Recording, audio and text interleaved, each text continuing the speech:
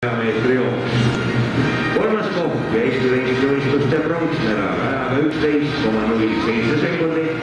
Pärnu Kalevi kergejõustikuklubi esindaja Erik Kaljaspoli.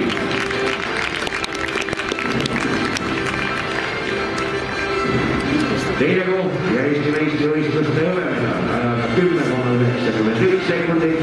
Audentese spordiklubi esindaja Anatoli Smetkov.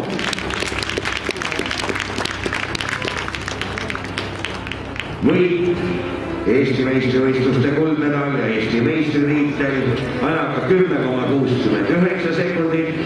Pärnu spordiklubi Atnus esindaja Rait Veesalu.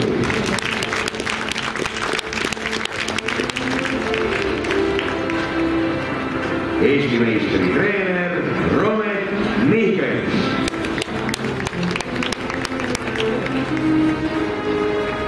Mis ta medal sai?